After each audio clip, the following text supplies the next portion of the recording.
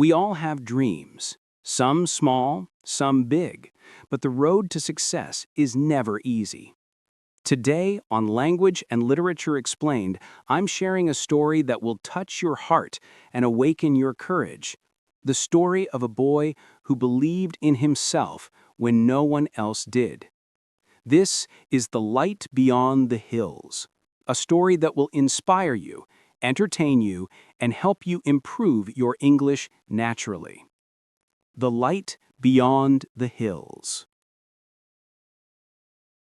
Part 1. The Village of Silent Dreams. In a small village surrounded by green hills, there lived a young boy named Ayan. He was 16, thin and quiet, with eyes full of unspoken dreams. His father was a farmer, and his mother worked day and night to keep the little house clean and warm. Ayan was different from other children in the village. While his friends played cricket in the fields, he loved to sit under a big mango tree with an old, torn English book. He didn't know where the book came from. Maybe a traveler had dropped it, but it became his treasure. The villagers often laughed at him. "Why are you wasting your time with that foreign language?" said an old man. Ayan would smile politely and reply, "Because one day I want to talk to the world." No one believed him, not even his father. Part 2. The Spark of a Dream. One summer evening, a small group of travelers came to the village. Among them was a kind man named Mr. Rafiq, who spoke fluent English. He stayed in the same house where Ayan's father worked. When Ayan heard someone speaking English for the first time, his heart jumped with excitement. The sounds were beautiful, like music. He ran to his house, took his old book, and sat near Mr. Rafiq. "Sir," he said shyly, "can you teach me how to speak like you?" Mr. Rafiq smiled. "Of course, young man. But remember, language is not just words. It's confidence, courage, and heart." That evening, under the orange sky, Mr. Rafiq taught Ayan his first full English sentence. "I believe in myself." Ayan repeated it many times, like a prayer. "I believe in myself. I believe in myself." He didn't know it yet, but those words would change his life. Part 3. The Laughing Crowd. The next day, Ayan went to his small village school. He wanted to show what he had learned. When the teacher asked a question in Urdu, Ayan raised his hand and answered, in English. The whole class burst into laughter. "What is he saying?" one boy shouted. "Trying to act like a city boy," said another. Even the teacher smiled awkwardly and said, "Ayan, this is not the time to show off." Ayan sat down, feeling the heat of shame on his face. That night, he almost tore his English book apart, but then he remembered Mr. Rafiq's words: confidence, courage, and heart. He whispered to himself in the dark, "I believe in myself." And so, he didn't quit. Part 4. The Journey Begins. Days turned into months. Every morning, Ayan helped his father in the fields. Every night, he studied English by candlelight. The pages of his book were full of small notes. Learn means to know something new. Speak means to say something with confidence. He also began talking to himself in English. When he fetched water, he said, "I am going to the well." When he sat to eat, he whispered, "I am eating my dinner." His family thought he was a little crazy, but Ayan smiled. He was building a dream. Part 5. The City of 1,000 Lights. After finishing school, Ion decided to go to the city to find work. His father was worried. "You don't know anyone there," he said. "I know English," Ion replied softly. "That's enough to begin."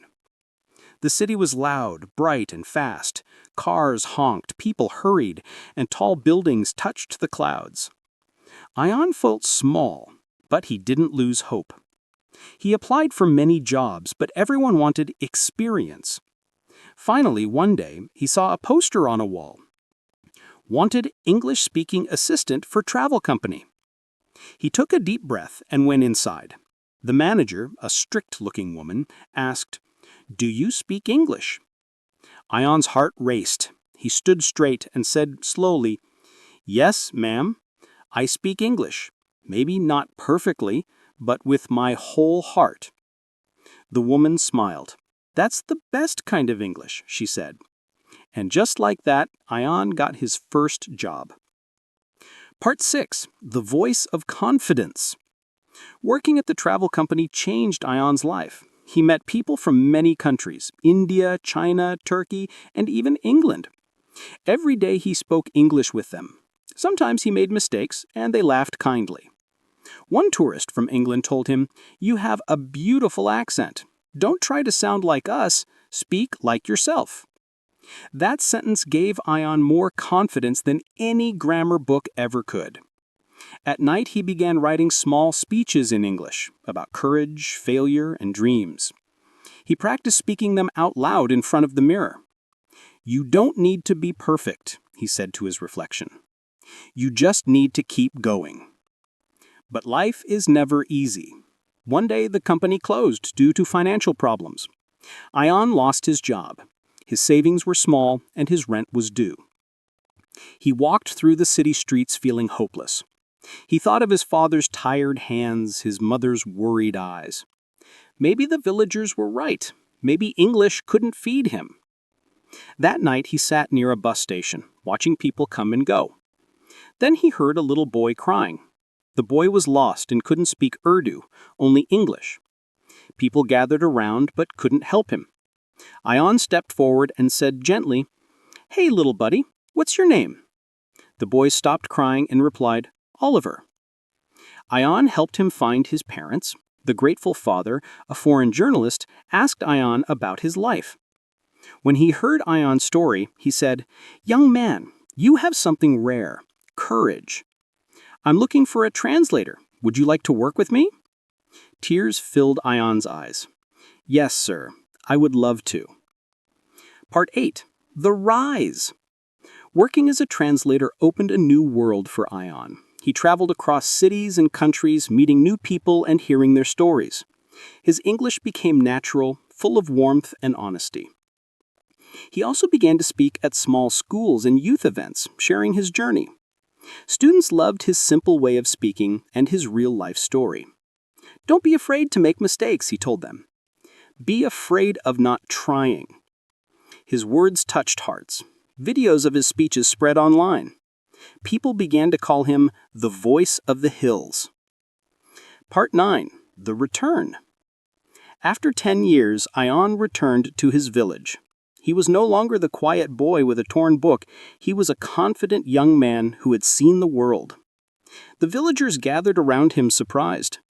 The same teacher who once told him not to show off said with tears, "Ion, you've made us proud."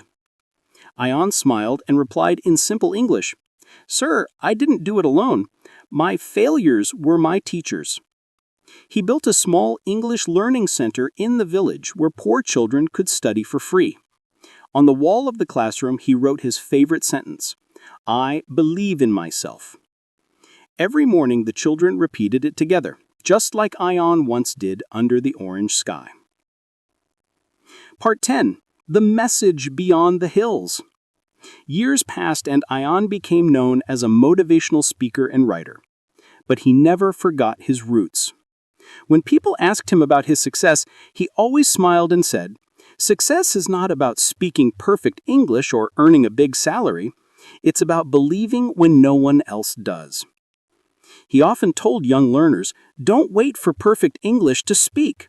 Speak, and your English will become perfect." His story reminded everyone that greatness begins with small steps, and courage often comes wrapped in simplicity. And whenever someone asked him the secret of his life, Ion would point toward the hills of his village and say, "The light always waits beyond the hills. You just have to keep walking." Moral of the story? Believe in yourself, even when others laugh. Speak, even if your words are broken. Practice makes confidence. Success is not luck, it's patience, hard work, and heart. Never forget where you came from, and always lift others as you rise.